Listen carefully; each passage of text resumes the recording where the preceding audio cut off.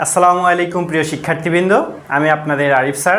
আজকে আমরা আইসিটির দ্বিতীয় অধ্যায় কমিউনিকেশন সিস্টেম ও নেটওয়ার্কিং এটা সম্পর্কে আজকে আমরা জানব। দেখো, আমরা কমিউনিকেশন সিস্টেমের ধারণা সম্পর্কে প্রথমে জানতে হবে আমাদের, যে আসলে কমিউনিকেশন সিস্টেমটা কি। কমিউনিকেশন মানে কি? যোগাযোগ। সিস্টেম মানে কি? একটা মাধ্যম বা একটা পদ্ধতি। আমরা কমিউনিকেশন মানে যোগাযোগ করার একটা মাধ্যম বা একটা পদ্ধতি সম্পর্কে জানবো। প্রথমে দেখো, সোর্স নিয়েছি আমি। সোর্স মানে কি? আমার যে তথ্যটা যেটা পাঠাইতে যাচ্ছি সেটা সোর্স। সোর্সটা দেখো প্রথমে যাবে ট্রান্সমিটারের মধ্যে, তারপরে ট্রান্সমিটার থেকে যাবে আমাদের মিডিয়ামের মধ্যে। মিডিয়াম মানে কি? যেটার মধ্য দিয়ে আর কি আমার মেসেজটা বা সোর্স কোডটাকে আমি ট্রান্সফার করতে যাচ্ছি।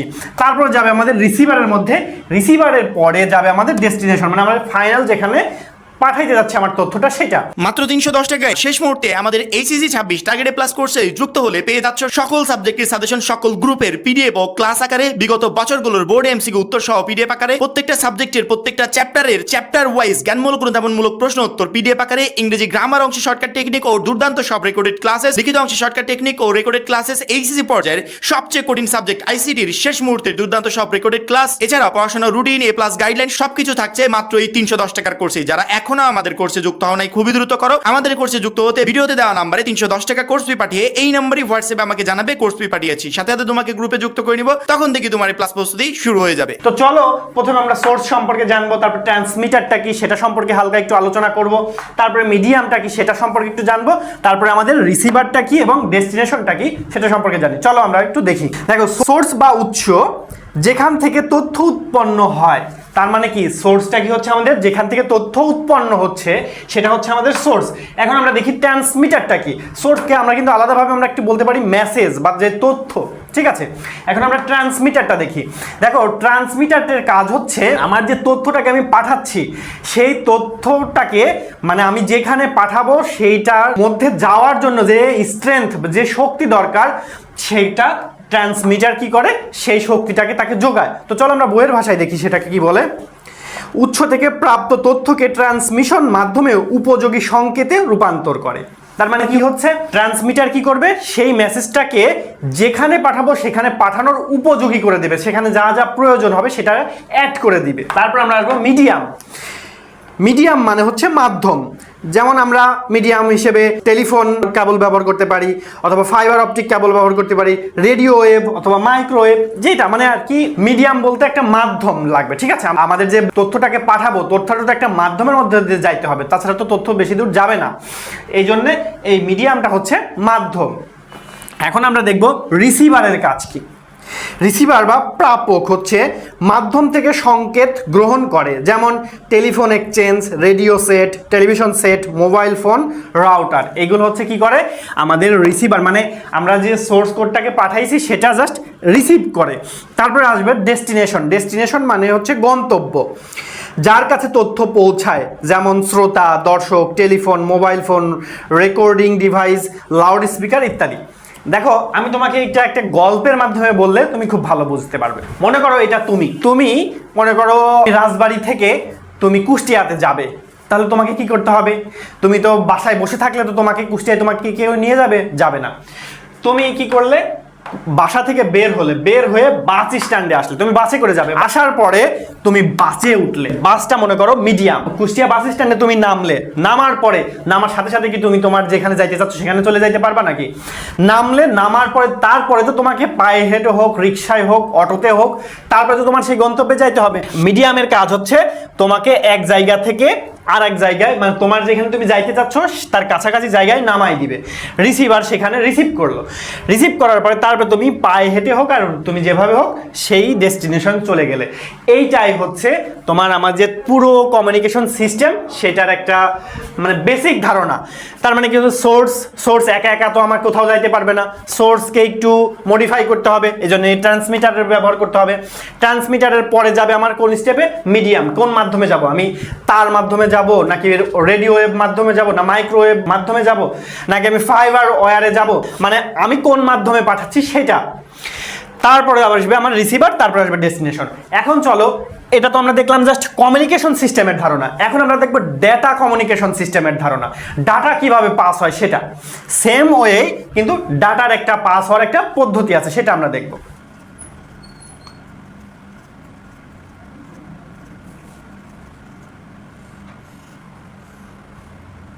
দেখো এখন আমরা দেখব ডেটা কমিউনিকেশনের ধারণা।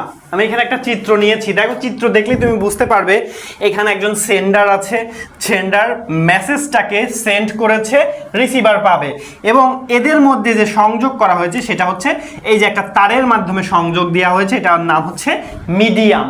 ঠিক আছে, তো চলো আগে আমরা দেখি ডেটা কমিউনিকেশনটা কি সেটা আগে দেখি। কোনো ডেটাকে এক প্রান্ত থেকে অন্য প্রান্তে বা এক কম্পিউটার থেকে অন্য কম্পিউটারে কিংবা এক ডিভাইস থেকে অন্য ডিভাইসে অথবা একজনের ডেটা অন্য সবার নিকট স্থানান্তরের প্রক্রিয়াই হলো ডেটা কমিউনিকেশন। তাহলে দেখো আমাদের একটা ডাটা এক স্থান থেকে অন্য স্থানে, এক কম্পিউটার থেকে অন্য কম্পিউটারে, একজন থেকে অন্য বাকি সবার কাছে যেই স্থানান্তর করা হচ্ছে সেটাকেই বলা হচ্ছে আমাদের ডাটা কমিউনিকেশন। ঠিক আছে, দেখো ডাটা স্থানান্তর কেন করছি, কারণ কমিউনিকেশন করছি কাকে, ডাটাকে কমিউনিকেশন করছি, এই জন্য ডাটাকে আমরা স্থানান্তর করব। আমরা তো এটা তাহলে বুঝতে পারলাম যে আমাদের এইখান থেকে সেন্ডার থেকে মেসেজটা রিসিভারে যাইতে কি লাগবে, একটা মিডিয়াম লাগবে। তো চলো প্রথমে আমরা সেন্ডার জানি, তারপর আমরা মিডিয়াম জানবো, মেসেজটা কি সেটা জানবো, রিসিভার কি, এবং উপরে দেখো প্রোটোকল লিখেছি, প্রোটোকলটা কি, দুইখানে দেখো প্রোটোকল আছে, প্রোটোকলটা কি সেটা আমরা এখন দেখি। প্রথমে দেখি মেসেজ।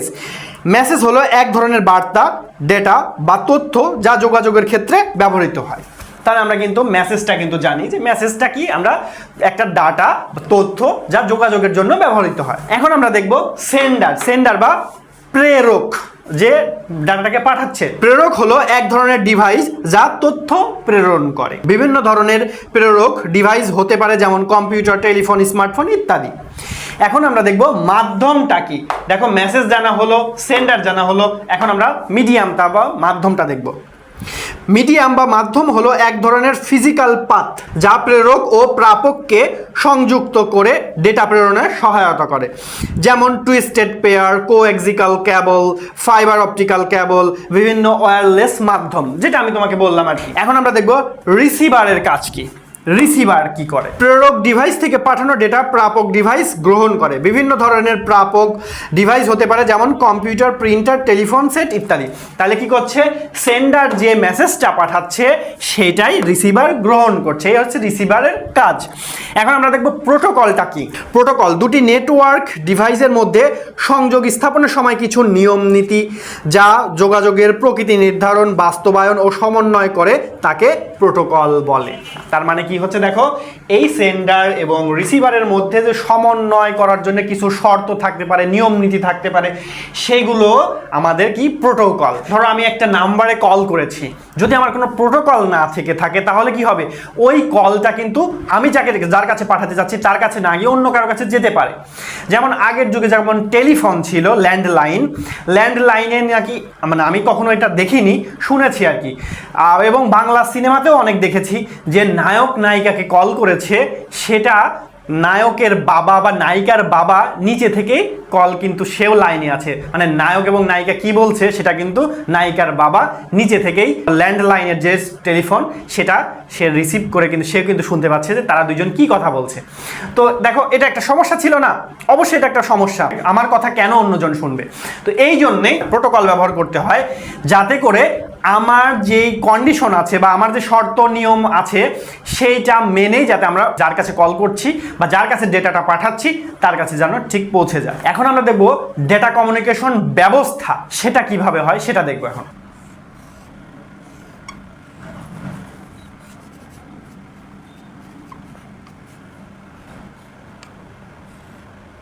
দেখো আমি এখানে ডেটা কমিউনিকেশন ব্যবস্থা যেটা সেটা ড্রয়িং করে নিয়েছি। এখন আমি তোমাদেরকে একটু বুঝিয়ে দিই। দেখো উৎস থেকে আমাদের ডেটাটা প্রেরকে যাচ্ছে, তাই না? প্রেরকে যাওয়ার সময় দেখো উৎস থেকে ডাটা যখন প্রেরকে যায় তখন কিন্তু আমাদের এটা ডিজিটাল সিগনালে যায়। এটার নাম কি, ডিজিটাল সিগন্যাল। ঠিক আছে, ডিজিটাল সিগন্যালে যাচ্ছে প্রেরকের কাছে। প্রেরক কি করছে, এই ডিজিটাল সিগন্যালটাকে আমাদের কি করতেছে, অ্যানালগ সিগন্যালে বানাই দিচ্ছে। এটার নাম কি, অ্যানালগ সিগন্যাল। ডিজিটাল সিগন্যালকে অ্যানালগ সিগন্যালে সে কনভার্ট করে দিচ্ছে। অ্যানালগ সিগন্যাল কি করছে, ট্রান্সমিশন সিস্টেমের মধ্য দিয়ে প্রাপকের কাছে যাচ্ছে। কিভাবে, অ্যানালগ সিগন্যালের মধ্য দিয়ে। কিন্তু প্রাপক আবার কি করছে, গন্তব্যে যখন যাচ্ছে তখন কিন্তু সেটাকে ডিজিটাল সিগন্যাল হিসেবে গন্তব্যে পাঠিয়ে দিচ্ছে। তার মানে কি এখানে অ্যানালগ সিগন্যাল কাজ করছে, এখানে ডিজিটাল সিগন্যাল কাজ করছে। তার মানে কি হচ্ছে আমাদের ডিজিটাল সিগন্যালটা দেখো প্রেরকের মধ্যে গিয়ে কিন্তু কনভার্ট হয়ে অ্যানালগ হয়ে যাচ্ছে। তারপর ট্রান্সমিশন সিস্টেম থেকে প্রাপকে যখন যাচ্ছে তখনও কিন্তু আমাদের অ্যানালগ সিগন্যালই যাচ্ছে। প্রাপক যখন গন্তব্যে যখন আমাদের সিগন্যালটাকে পাঠাচ্ছে তখন সেটা হয়ে যাচ্ছে ডিজিটাল সিগন্যাল। তো এইটা একটু ক্লিয়ার রাখবা যে প্রেরক এবং ট্রান্সমিশন এরা দুইজন কি করছে, আমাদের ডিজিটাল সিগন্যালকে অ্যানালগ সিগন্যালে রূপান্তর করে দিচ্ছে, এবং প্রাপক কি করছে, গন্তব্যে যাওয়ার সময় অ্যানালগ সিগন্যালকে ডিজিটালে কনভার্ট করছে। এবং গন্তব্য থেকে যদি আমরা এইদিকে আসতে চাই তখন দেখো আমাদের ডিজিটাল সিগন্যালকে অ্যানালগ করে প্রাপকে আসছে, প্রাপক থেকে অ্যানালগ সিগন্যাল আবার ট্রান্সমিশনে যাচ্ছে, ট্রান্সমিশন থেকে অ্যানালগ সিগন্যাল প্রেরকে যাচ্ছে, প্রেরক আবার কি করছে, অ্যানালগ সিগন্যালকে ডিজিটাল করে উৎসে পাঠিয়ে দিচ্ছে, মানে কি রিভার্স হয়ে আসছে। তো দেখো এই ছিল আমাদের ডেটা কমিউনিকেশনের ব্যবস্থা। ঠিক আছে, চলো এখন আমরা ব্যান্ড ওয়াইড সম্পর্কে জানবো। ব্যান্ড ওয়াইডে কিন্তু ম্যাথ আছে, ব্যান্ড ওয়াইডটা কিন্তু অনেক ইম্পর্টেন্ট। তো চলো ব্যান্ড ওয়াইড সম্পর্কে আমরা এখন জানি।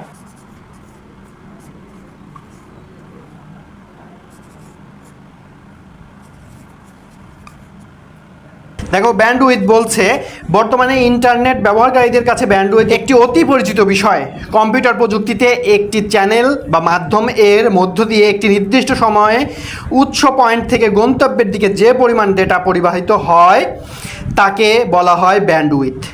ব্যান্ডউইথকে ডেটা ট্রান্সমিশন স্পিড হিসেবেও চিহ্নিত করা যায়। তার মানে বিপিএস, বিট পার সেকেন্ড। দেখো বিপিএস দ্বারা কিন্তু ব্যান্ডউইথকে বলা হয় বিপিএস, বা এরকম ছোটাদের বিপিএস, এটা দ্বারা বোঝানো হয়। B for bit, P for per, S for second. B for bit, P for per, S for second. তাহলে দেখো বিপিএস, বিট পার সেকেন্ড দ্বারা ব্যান্ডউইথকে আমরা প্রকাশ করব, ব্যান্ডউইথের একক ধরা হয় আর কি। তাহলে ব্যান্ডউইথের ক্ষুদ্রতম একক হচ্ছে বিট পার সেকেন্ড, বিপিএস। দেখো এক কথায় বলা হচ্ছে প্রতি সেকেন্ডে এক স্থান থেকে অন্য স্থানে কিংবা এক কম্পিউটার থেকে অন্য কম্পিউটারে যে পরিমাণ ডেটা স্থানান্তরিত হয় তাকে ব্যান্ডউইথ বা ডেটা ট্রান্সমিশন স্পিড ব্যান্ড বলা হয়। তাহলে ব্যান্ডউইথকে কিন্তু ডাটা ট্রান্সমিশন স্পিড ব্যান্ডও বলা হয়। চলো আমরা এখন একটু দেখি যে ডেটা কমিউনিকেশনে ইমেইলে যেমন আমাদের ব্যান্ডউইথ থাকে 0.5 এমবিপিএস। এমবিপিএস মানে কি, মেগাবাইট পার সেকেন্ড। তো এইগুলো আমরা একটু শকের মাধ্যমে দেখি আসলে কোনটাতে আমরা কত বিট পার সেকেন্ড ব্যবহার করি বা মেগাবাইট পার সেকেন্ড ব্যবহার করে থাকি। তার আগে আমরা জানি 1 এমবি সমান কত কেবি অথবা 1 বাইট সমান কত বিট, সেগুলো সম্পর্কে আগে আমরা জানি। আমরা কিন্তু জানি 1 এমবি সমান 1024 কেবি। তার মানে কি 1 এমবি সমান 1024 কেবি, মানে কিলোবাইট। ঠিক আছে, এই কেবিটাকে এইভাবে লেখা যায় কেবি বড় হাতের। ঠিক আছে, 1 এমবি সমান 1024 কেবি। এখন 1 বাইট সমান কত? 1 বাইট সমান 8 বিট। ঠিক আছে, দেখো এই দুইটা আমাদের লাগবে। 1 এমবি সমান 1024 কেবি, 1 বাইট সমান 8 বিট। চলো এই দুইটা ব্যবহার করে আমরা একটা ম্যাথ দেখে আসি, তারপরে আমরা পরবর্তী ধাপে যাব।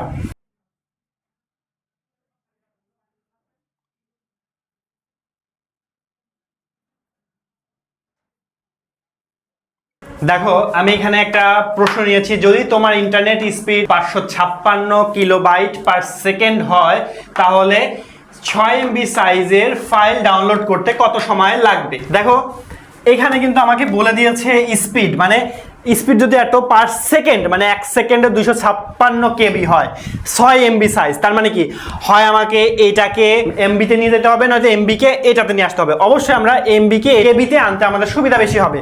তো আমরা প্রথমে লিখব, এখানে অ্যান্সার শুরু করব। অ্যান্সারে আমরা প্রথমে লিখব 6 এমবি ইজ ইকুয়ালস টু কত? দেখো 1 এমবি সমান কিন্তু আমরা 1024 কেবি জানি, তার মানে এখানে লিখব 6 ইন্টু 1024 এত কেবি। এত কেবি কিন্তু আমাদের হয়ে গেল, তাই না? এখন দেখো এইটাকে এখন আমরা গুণ করলে অ্যান্সার পাবো।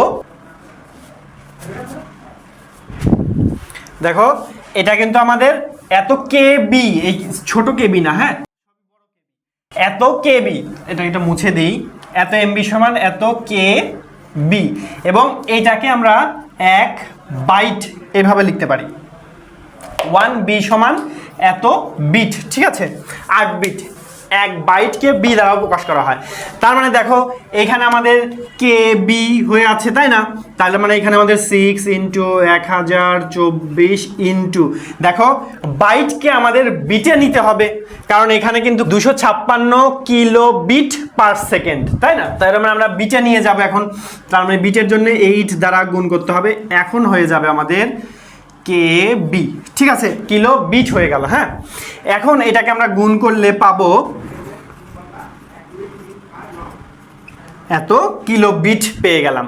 তার মানে কি 49,152 কিলো বিট। হ্যাঁ, এবং এই বিটকে কিন্তু আমাদের এইভাবে প্রকাশ করা হয়, এই ছোট হাতের বি।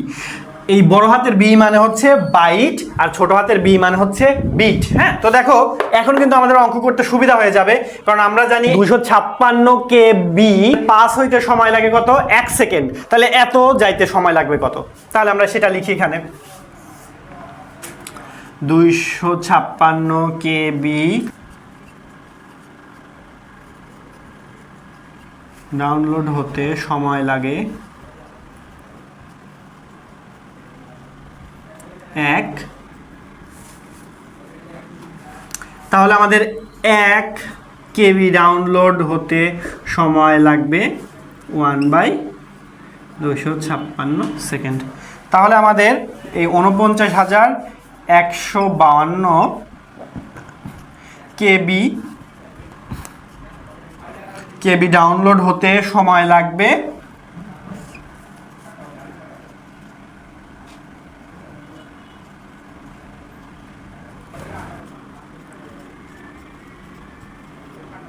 এটাকে 256 দ্বারা ভাগ করলে 192 সেকেন্ড হয়। দেখো সেকেন্ডকে আমরা মিনিট বানাই দিতে পারি।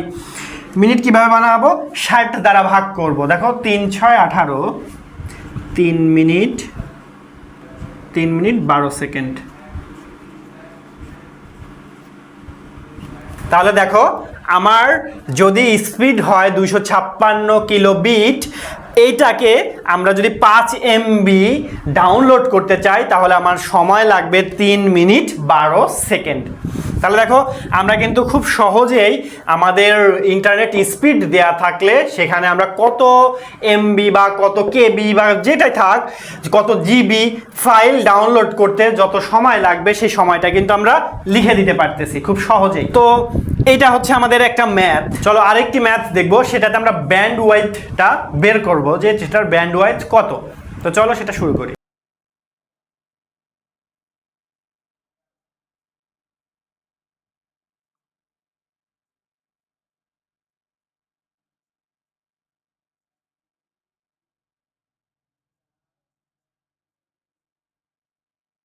দেখো আমি এখানে একটি প্রশ্ন লিখেছি, একটি চ্যানেলের মধ্য দিয়ে 5 সেকেন্ডে 13,500 বিট ডেটা স্থানান্তরিত হলে ব্যান্ডউইথ কত। আমরা কিন্তু জানি ব্যান্ডউইথ হচ্ছে 1 সেকেন্ডে যতটুকু ডাটা ট্রান্সফার হবে সেটাই হচ্ছে ব্যান্ডউইথ। তো এইটা জানার আগে আমরা এখানে একটু সাইড নোট নিয়েছি। দেখো 1 বাইট সমান 8 বিট, 1 কিলো বাইট সমান 1024 বিট, 1 মেগাবাইট সমান 1024 কিলো বাইট, 1 জিবি মানে গিগাবাইট সমান 1024 মেগাবাইট, 1 টেরাবাইট মানে টিবি সমান 1024 গিগাবাইট। এটা আমরা একটু সাইড নোট নিয়েছি এবং এটা কিন্তু আমাদের অনেক কাজে লাগবে, ঠিক আছে। এখন আমরা ম্যাথে চলে আসি। আমরা কিন্তু অ্যান্সারে আমরা কিন্তু প্রথমে জানি যে 1 সেকেন্ডে যত বিট আমাদের পাস হবে ওই চ্যানেল বা মাধ্যম দিয়ে সেটাই হবে আমাদের ব্যান্ডউইথ। তো আমরা এখন লিখবো এটাকে 5 সেকেন্ডে ডাটা স্থানান্তরিত হয়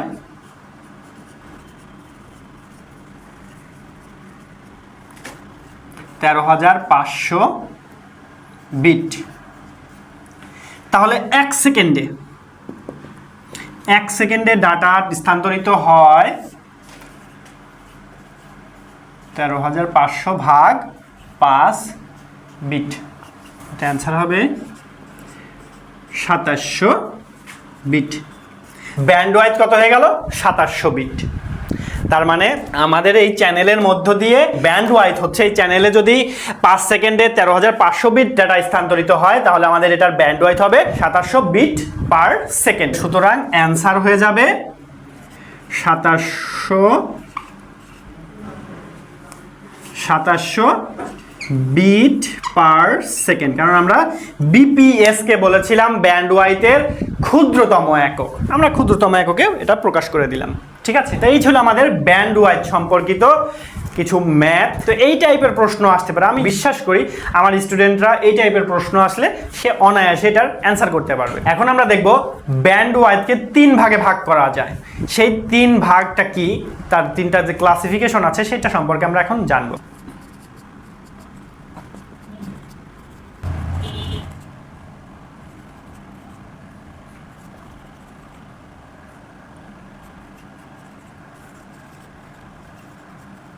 দেখো এখানে আমি ডাটা ট্রান্সমিশন স্পিডকে 3 ভাগে ভাগ করা যায়। দেখো আমার কিন্তু ব্যান্ড ওয়াইডের অপর নাম কিন্তু ডাটা ট্রান্সমিশন স্পিড, এটা কিন্তু আমরা জানি। তো এইটা 3 ভাগে ভাগ করা যায়, তার মধ্যে 1 নাম্বার হচ্ছে ন্যারো ব্যান্ড, ভয়েস ব্যান্ড এবং ব্রড ব্যান্ড। এই 3টা ব্যান্ড আছে, চলো আমরা এই 3টা ব্যান্ড সম্পর্কে জানি। ন্যারো ব্যান্ড সাধারণত 45 থেকে 300 বিপিএস পর্যন্ত হয়ে থাকে। তার মানে ন্যারো ব্যান্ড কি করছে, ন্যারো ব্যান্ডের স্পিড 45 থেকে 300 বিট পার সেকেন্ড হয়ে থাকে। তাহলে দেখো ন্যারো ব্যান্ড কিন্তু একদমই অল্প বিট ট্রান্সফার করবে, তার মানে অল্প বিট যেহেতু ট্রান্সফার করবে এটা অনেক সময় লাগবে। দেখো বলছে এই ব্যান্ড ধীর গতি সম্পূর্ণ ডেটা ট্রান্সমিশনের ক্ষেত্রে উপযোগী, তার মানে ধীর গতিতে এটা কাজ করে। ন্যারো ব্যান্ড সাধারণত 300 থেকে 400 হার্জ ফ্রিকোয়েন্সি প্রদান করে। তার মানে দেখো ন্যারো ব্যান্ড 300 থেকে 400 হার্টজ হার্টজ ফ্রিকোয়েন্সি ট্রান্সফার করতে পারে। একে সাব ভয়েস ব্যান্ডও বলা হয়। সাধারণত টেক্সট মেসেজ প্রদানে ন্যারো ব্যান্ড ব্যবহৃত হয়। তার মানে এটা ব্যবহৃত হয় কিসে, টেক্সট মেসেজ টাইপের কোনো ডাটা ট্রান্সমিশনে। এখন আমরা ভয়েস ব্যান্ড সম্পর্কে জানি। ভয়েস ব্যান্ড ডেটার গতি 9600 বিট পার সেকেন্ড। তাহলে কত, 9600 বিপিএস বিট পার সেকেন্ড। দেখো এটা কিন্তু অনেকগুলো ডাটা একসঙ্গে কি করতে পারে, 9600 বিট প্রতি সেকেন্ডে সে ট্রান্সফার করতে পারে। কোনো ডিভাইসের bandwidth 1200 bit per second থেকে 9600 বিট পার সেকেন্ড পর্যন্ত হলে তা সাধারণভাবে ভয়েস ব্যান্ড হিসেবে গণ্য হয়। তার মানে কত থেকে শুরু হবে, 1200 থেকে শুরু হবে। তার মানে 9600টার আগে আমাদের কত দিতে হবে, 1200 থেকে 9600 বিট পার সেকেন্ড এর মধ্যে যদি কোনো ডাটা ট্রান্সফার করা হয় সেটাকে বলা হয় ভয়েস ব্যান্ড। কেননা ভয়েস ব্যান্ডের সীমা 9600 বিট পার সেকেন্ড হওয়ায় তা 9.6 কিলোবিট পার সেকেন্ডে সমতুল্য হবে, যা 1 কেবি পার সেকেন্ড। এটি সাধারণত ল্যান্ড টেলিফোনে বেশি ব্যবহার করা হয়। টেলিফোন লাইনে এই ব্যান্ডে সাধারণত 200 থেকে 3600 হার্টজ ফ্রিকোয়েন্সি, 200 থেকে 3600 হার্টজ ফ্রিকোয়েন্সি এটার মধ্যে দিয়ে পাস করা হয়। কম্পিউটার ডেটা কমিউনিকেশনে কম্পিউটার থেকে প্রিন্টারে বা স্ক্যানারে, কিবোর্ড থেকে কম্পিউটারে কিংবা কার্ড রিডার থেকে কম্পিউটারের ডেটার স্থানান্তরের ক্ষেত্রে এই ব্যান্ডওয়াইড ব্যবহার করা হয়। এখন আমরা পড়ব ব্রড ব্যান্ড। উচ্চ গতি সম্পন্ন ডেটা স্থানান্তর প্রক্রিয়ায় ব্রডব্যান্ড ব্যবহার করা হয়। ব্রডব্যান্ডে বিস্তৃত ব্যান্ডওয়াইড ও অধিক ডেটা বহনের ক্ষমতা থাকে এবং যার গতি 1 এমবিপিএস থেকে অনেক উচ্চ গতি পর্যন্ত হয়। এই ব্যান্ডওয়াইডের ফ্রিকোয়েন্সি 1 মেগাহার্টজ থেকে 300 গিগাহার্টজ পর্যন্ত হয়। ওয়াইম্যাক্স, স্যাটেলাইট কমিউনিকেশন ও মাইক্রোওয়েভ কমিউনিকেশনের ক্ষেত্রে এই ব্যান্ড ব্যবহার করা হয়। তো চলো আমরা এখন এই যে 3টা ব্যান্ড আমরা পড়েছি, ন্যারো ব্যান্ড, ভয়েস ব্যান্ড এবং ব্রড ব্যান্ড, এই 3টা ব্যান্ডের চলো আমরা পার্থক্য, কে কোনটা থেকে কার গতি বেশি, কার ব্যবহার কোথায় হয় সেটা একটা ছক আকারে চলো আমরা এখন দেখি।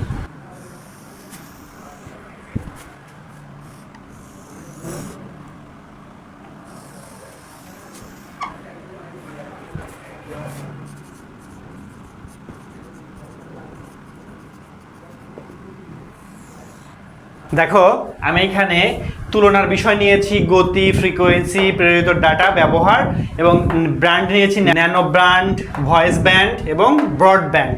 দেখো গতির ক্ষেত্রে যদি তুলনা করি, ন্যানো ব্যান্ড 45 থেকে 300 বিট পার সেকেন্ড ট্রান্সফার করতে পারে। ভয়েস ব্যান্ড সেখানে 1200 থেকে 9600 বিট পার সেকেন্ড ট্রান্সফার করতে পারে। এবং ব্রডব্যান্ড সেখানে 1 মেগাবিট পার সেকেন্ড থেকে 1 গিগাবিট পার সেকেন্ড ট্রান্সফার করতে পারে। ফ্রিকোয়েন্সির ক্ষেত্রে দেখো 300 থেকে 400 হার্টজ ন্যানো ব্যান্ড এটা ফ্রিকোয়েন্সি ট্রান্সফার করতে পারে। ভয়েস ব্যান্ড কি করতে পারে 200 থেকে 3600 হার্টজ ফ্রিকোয়েন্সি সে ট্রান্সফার করতে পারবে। ব্রডব্যান্ড কি করতে পারবে 1 মেগাহার্টজ থেকে 300 গিগাহার্টজ পর্যন্ত ফ্রিকোয়েন্সি সে ট্রান্সফার করতে পারবে। প্রেরিত ডাটা ন্যারো ব্যান্ড দেখো শুধু টেক্সট টাইপের ডাটা ট্রান্সফার করতে পারবে। ভয়েস ব্যান্ড টেক্সট এবং অডিওটাকে ট্রান্সফার করতে পারবে। এবং ব্রডব্যান্ড কি করতে পারবে টেক্সট ইমেজ অডিও ভিডিও সবগুলোকে সে ট্রান্সফার করতে পারবে। এখন ব্যবহার ন্যারো ব্যান্ড ব্যবহৃত হয় শুধু টেলিগ্রাফিতে যেখানে শুধু টেক্সট পাঠানো হয়। ভয়েস ব্যান্ড ব্যবহার করা হয় স্ক্যানার প্রিন্টার মনিটর এগুলোতে। এবং ব্রডব্যান্ড ব্যবহার করা হয় স্যাটেলাইট কেবল মাধ্যম ডিএসএল লাইনে। ঠিক আছে, তো এই হচ্ছে আমাদের তিনটি যে ব্যান্ড ছিল তিনটি ব্যান্ডের গতির সাথে তুলনা, ফ্রিকোয়েন্সির সাথে তুলনা, প্রেরিত ডাটার সাথে তুলনা এবং ব্যবহারের সাথে তুলনা। দেখো আমি এখানে ডেটা ট্রান্সমিশন মেথডটা নিয়েছি। ডেটা ট্রান্সমিশন মেথডটা কি আগে সেটা আমরা জানি। তথ্যকে একটি নির্দিষ্ট মাধ্যমের মধ্য দিয়ে ডিজিটাল ও অ্যানালগ আকারে স্থানান্তর করাকে ডেটা ট্রান্সমিশন বলে। ডাটা ট্রান্সমিশন মেথড দুই প্রকার, একটা হচ্ছে প্যারালাল ডাটা ট্রান্সমিশন মেথড আর একটা হচ্ছে সিরিয়াল ডাটা ট্রান্সমিশন মেথড। দেখো সিরিয়াল ডাটা ট্রান্সমিশন মেথড আবার তিন প্রকার, এক অ্যাসিনক্রোনাস, দুই সিনক্রোনাস এবং আইসোক্রোনাস। তো চলো আমরা প্রথমে প্যারালাল ডাটা ট্রান্সমিশন সম্পর্কে আমরা জানবো। প্যারালাল ডাটা ট্রান্সমিশনটা কি?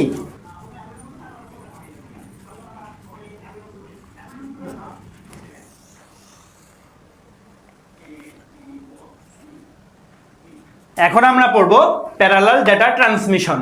চলো আগে প্যারালাল ডাটা ট্রান্সমিশনটা কি সেটা আগে পড়ে নিই, তারপরে আমরা চিত্রটা দেখে বোঝার চেষ্টা করব। দেখো বলছে যে ট্রান্সমিশনের ডাটা সমান্তরালভাবে আদান প্রদান হয় তাকে প্যারালাল ডাটা ট্রান্সমিশন বলে।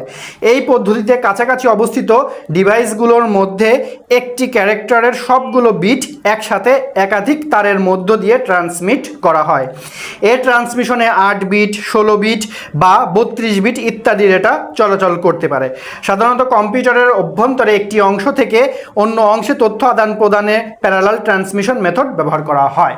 তাহলে এবার দেখো আমরা কিন্তু পড়েছি প্যারালাল ডাটা ট্রান্সমিশন একটা জায়গা থেকে আরেকটা জায়গায় কিভাবে যাবে, 8 বিট 16 বিট অথবা 32 বিট অনুযায়ী যাবে। দেখো এখানে আমরা এটা বাইট এটাও বাইট, দেখো কি হচ্ছে এখান থেকে এই যে 1 বিট 2 বিট 3 বিট 4 বিট 5 6 7 8 8টা বিট দেখো আমাদের কি হয়েছে এইখান থেকে এইখানে যাচ্ছে। তার মানে দেখো এটা কিন্তু প্যারালাল এবং দেখো এক একটার কিন্তু অনেকগুলো তার, এক একজন এক একটা তারে ওয়্যারের মাধ্যমে কি আছে সংযুক্ত আছে এবং এটা হইতে অনেক সময় কম লাগে। এবং দেখো এই দুইটা কিন্তু অনেক কাছাকাছি আছে, এটা যদি অনেক দূরে থাকে তাহলে কিন্তু আসলে এই প্যারালাল ডাটা ট্রান্সমিশন করাটা কিন্তু অনেক কষ্টসাধ্য হয়ে যায়। তাহলে এইটা হচ্ছে আমাদের প্যারালাল ডাটা ট্রান্সমিশনের একটি চিত্র। এখন আমরা দেখব প্যারালাল ডাটা ট্রান্সমিশনের সুবিধাসমূহ কি কি। এক, এই পদ্ধতিটি দ্রুত গতি সম্পন্ন। 2, একসাথে অনেক বিট চলাচল করতে পারে। 3, ডেটা স্থানান্তরের ক্ষেত্রে এর দক্ষতা অনেক বেশি। 4, ডেটা একটি শব্দ বা ওয়ার্ড অনুসারে স্থানান্তরিত হয়। এখন আমরা দেখব প্যারালাল ডাটা ট্রান্সমিশনের কিছু অসুবিধা। অসুবিধার মধ্যে হলো বেশি দূরত্ব হলে এটি ব্যবহার করা সম্ভব নয়। 2, প্রতিটি বিটের জন্য পৃথক পৃথক তার ব্যবহার করায় এটি অত্যন্ত ব্যয়বহুল। 3, দূরত্ব বেশি হওয়ার কারণে এক ক্লক পালস অনেক বেশি সেনসিটিভ হয়ে ওঠে। তাহলে এটা ছিল আমাদের প্যারালাল ডাটা ট্রান্সমিশনের সুবিধা অসুবিধা, প্যারালাল ডাটা ট্রান্সমিশনটা কি সেটার। এখন আমরা দেখব সিরিয়াল ডাটা ট্রান্সমিশনটা কি।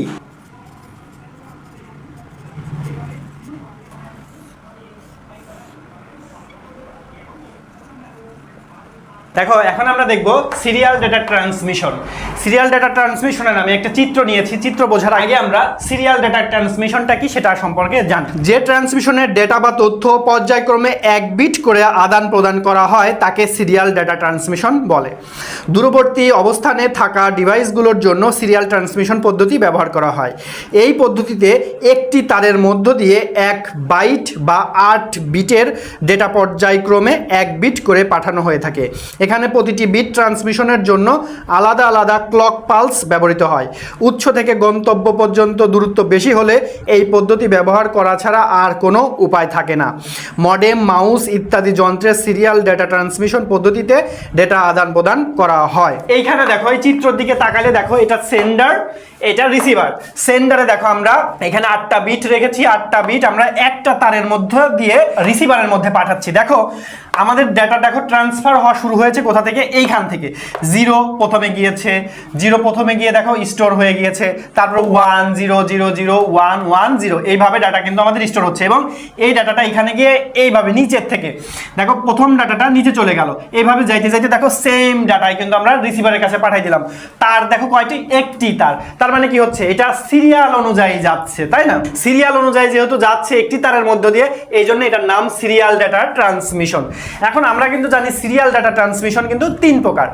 একটা হচ্ছে অ্যাসিনক্রোনাস, সিনক্রোনাস, আরেকটি হচ্ছে আইসোক্রোনাস। এখন আমরা এই যে সিরিয়াল ডাটা ট্রান্সমিশন, এটা সুবিধা অসুবিধাটা কি সেগুলো এখন দেখি। সিরিয়াল ডাটা ট্রান্সমিশনের সুবিধাসমূহ: এ পদ্ধতিতে ডেটা স্থানান্তরের জন্য মাত্র একটি লাইন বা পাথের প্রয়োজন হয়। 2, কম খরচে ট্রান্সমিশন লাইন অনেক দূর পর্যন্ত বিস্তৃত করা যেতে পারে। 3, একটি মাত্র লাইন ব্যবহারের কারণে কোনো সিনক্রোনাইজেশনের প্রয়োজন হয় না। সিরিয়াল ডাটা কমিউনিকেশনের অসুবিধা সমূহ: এটি ধীর গতি সম্পন্ন, একই সময়ে একটি মাত্র বিট স্থানান্তরিত হয়, ডেটার রূপান্তরের জন্য বিশেষ কনভার্টার যেমন UART ব্যবহার করতে হয় যা ব্যয়বহুল। এখন সিরিয়াল ডাটা কমিউনিকেশন যে 3 প্রকার, সেগুলো একটি একটি করে আমরা এখন দেখব।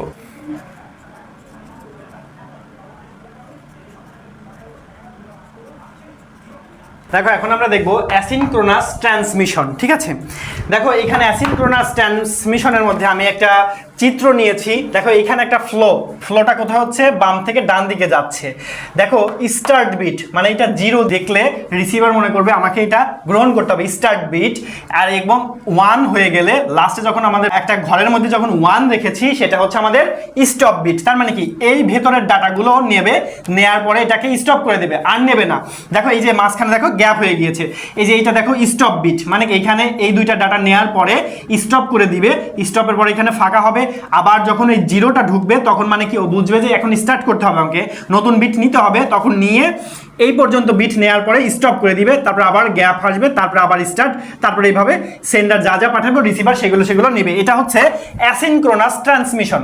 তো চলো অ্যাসিনক্রোনাস ট্রান্সমিশন বইয়ের ভাষায় কি বলছে সেটা আমরা দেখি। যে ডাটা ট্রান্সমিশন সিস্টেমে প্রেরক হতে ডাটা গ্রাহকে ক্যারেক্টার বাই ক্যারেক্টার ট্রান্সমিট হয় তাকে অ্যাসিনক্রোনাস ট্রান্সমিশন বলে। তাহলে বুঝতে পারছো অ্যাসিনক্রোনাস ট্রান্সমিশন কি হবে, ক্যারেক্টার বাই ক্যারেক্টার সে পাস হইতে থাকবে। এখন দেখবো অ্যাসিনক্রোনাস ট্রান্সমিশনের সুবিধাসমূহ: যে কোনো সময়ে প্রেরক ডাটা স্থানান্তর করতে পারে এবং গ্রাহক তা গ্রহণ করতে পারে। 2, ডেটা ইনপুট করার পর তা সংরক্ষণের জন্য ডেটা বাফার রেজিস্টার প্রয়োজন হয় না। 3, ডেটা ট্রান্সমিশনের জন্য প্রেরকের কোনো প্রাইমারি স্টোরেজ ডিভাইসের প্রয়োজন হয় না। 4, এর ইনস্টলেশন ব্যয় অত্যন্ত কম।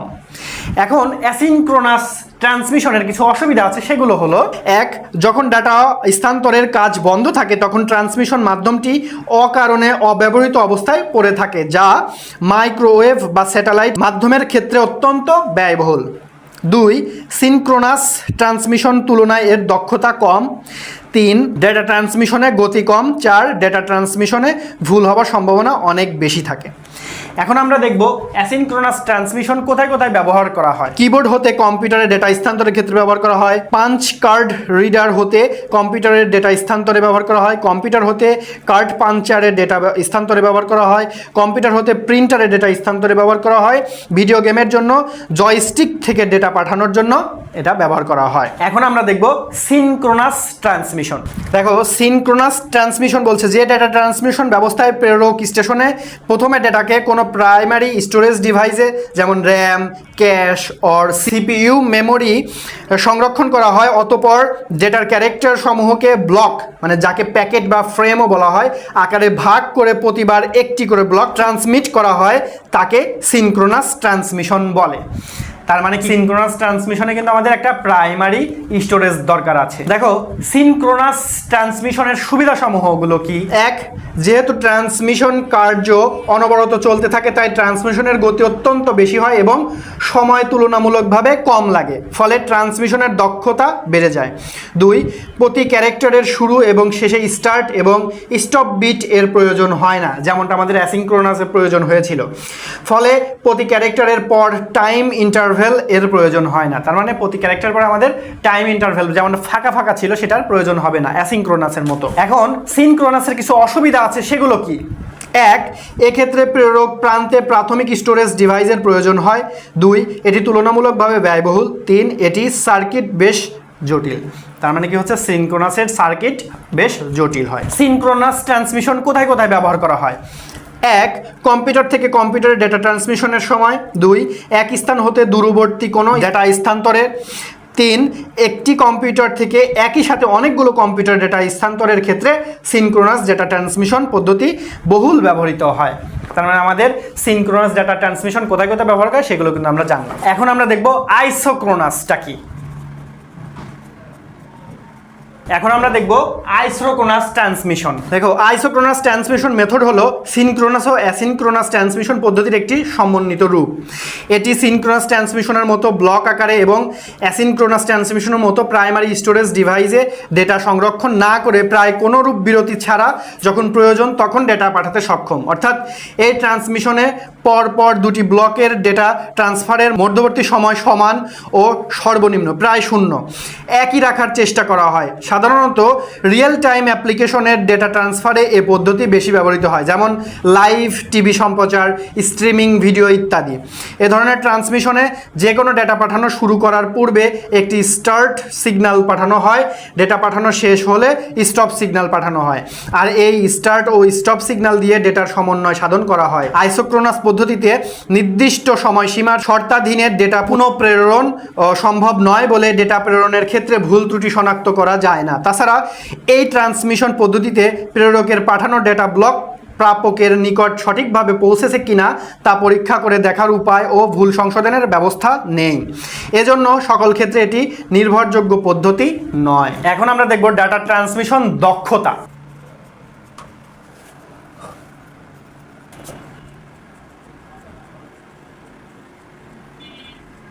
দেখো অ্যাসিনক্রোনাসে কিন্তু আমাদের ডেটাগুলো ক্যারেক্টার ওয়াইজ যায়, তাই না? ক্যারেক্টার ওয়াইজ কিন্তু আমাদের ডাটাগুলো ট্রান্সফার হয়। আর সিনক্রোনাসে কিন্তু আমাদের কি আকারে যায়, ব্লক আকারে কি ডাটাগুলো ট্রান্সফার হয়। তো চলো আমরা অ্যাসিনক্রোনাসের আগে ম্যাথটা সমাধান করি, তারপরে তোমাদেরকে সেটা বুঝিয়ে দিচ্ছি। প্রথমে আমাদের 10 কিলো বাইট কি আমাদের কোথায় নিয়ে আসতে হবে, বিটে নিয়ে আসতে হবে। তাহলে এটাকে আমরা বিটে নিয়ে আসি। প্রথমে আমরা লিখি 10 কিলো বাইট। 10 কিলো বাইট সমান কত হচ্ছে আমাদের, 10 গুণ 1000, এটা কি বাইট, তাই না? আর আমরা জানি কি 1 বাইট সমান 8 বিট। তাহলে এখানে এটাকে যদি আমরা বিটে পরিবর্তন করতে চাই, এর সঙ্গে 8 দ্বারা গুণ করলে আমাদের বিট হয়ে গেল। তাহলে হয়ে গেল আমাদের 80,000 বিট। বিটে পরিবর্তন করা হয়ে গেল। এখন দেখো আমাদের যে ক্যারেক্টার কিন্তু 8 বিট করে, সেটা অ্যাসিনক্রোনাসে ক্যারেক্টার ওয়াইজ আমাদের ডেটাগুলো পাস হবে। তার মানে দেখো আমাদের যখন অ্যাসিনক্রোনাসে আমরা ডাটা যখন পাস করেছিলাম তখন কিন্তু আমরা কি করেছিলাম, আমাদের ডাটাতে কিন্তু একটা স্টার্ট ভ্যালু এবং স্টপ ভ্যালু কিন্তু আমাদের দিতে হয়েছে। তো সেটার জন্য আমাদের এক্সট্রা কিছু বিট লাগবে, সেই বিটগুলো আগে হিসাব করি। দেখি 8 বিট, আমাদের ডাটাগুলো কিন্তু 8 বিট, 8, 16, 32 এরকম করে যাচ্ছিল। 8 বিটের জন্য অতিরিক্ত বিট লাগে কয়টি, 3টি। তাহলে 1 বিটের জন্য অতিরিক্ত বিট লাগবে 8টি। তাহলে আমাদের এই যে 80,000 বিটের জন্য আমাদের অতিরিক্ত বিট লাগবে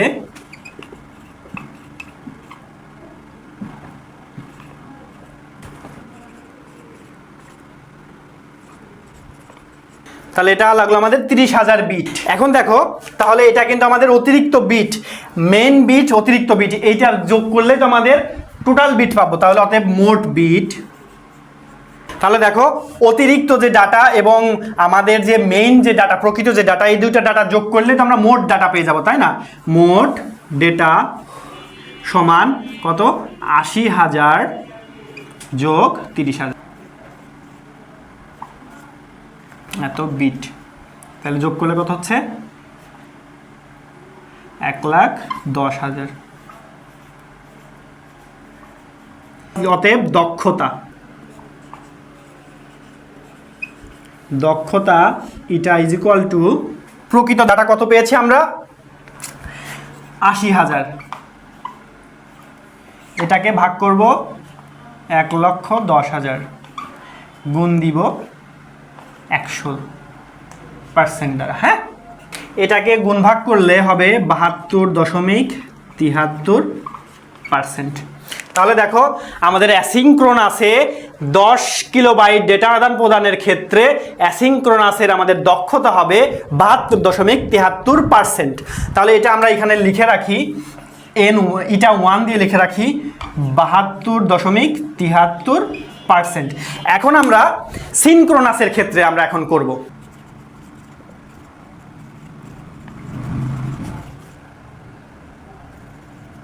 দেখো এখানে আমি ধরি ব্লক সাইজ 80 বাইট বা 640 বিট। তাহলে দেখো 80 বাইটের জন্য অতিরিক্ত বিট প্রয়োজন আমাদের 32টা, কারণ আমাদের হেডার এবং টেল এই দুইটা মিলে আমাদের 4টা করে বিট বেশি অতিরিক্ত লাগবে, তাই না? এখন আমরা যদি আমাদের 80 বাইটের জন্য অতিরিক্ত বিট প্রয়োজন হয়েছে 332টি। দেখো আমরা কিন্তু এর আগের অঙ্কে কিন্তু আমরা লিখেছিলাম 10 কিলোবাইট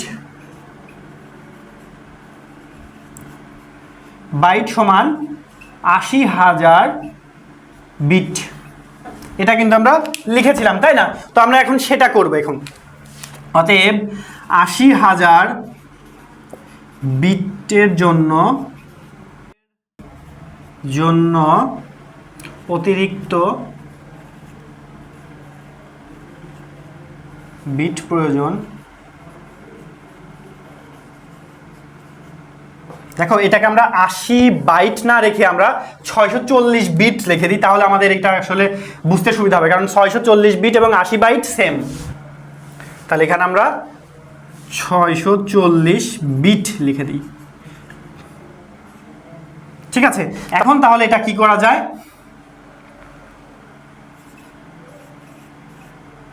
80,000 গুণ 32 ভাগ 640 বিট, অ্যান্সার হবে 4,000 বিট।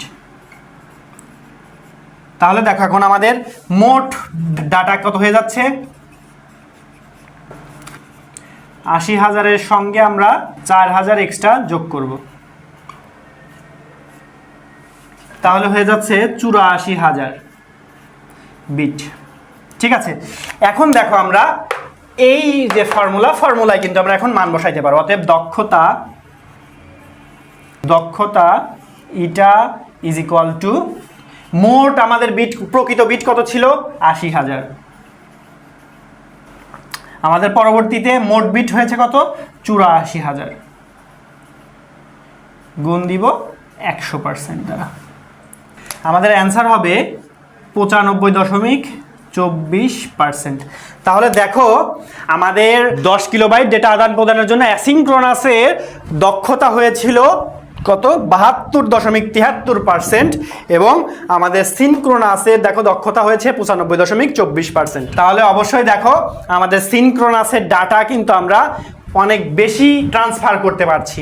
তো এই ছিল আমাদের ডেটা ট্রান্সমিশন দক্ষতা। তো আমরা কিন্তু অঙ্কটা খুব সহজেই করেছি, আমাদের জাস্ট সূত্রটা মনে রাখতে হবে এবং 1 বাইট সমান 8 বিট, মানে বাইটগুলোকে বিটে কনভার্ট করা, এগুলো কিন্তু আমাদেরকে মাথায় রাখতে হবে। এবং আমাদের মাথায় রাখতে হবে সিনক্রোনাস কিন্তু ব্লক সাইজ আকারে কাজ করে এবং অ্যাসিনক্রোনাস কিন্তু আমাদের ক্যারেক্টার আকারে কাজ করে।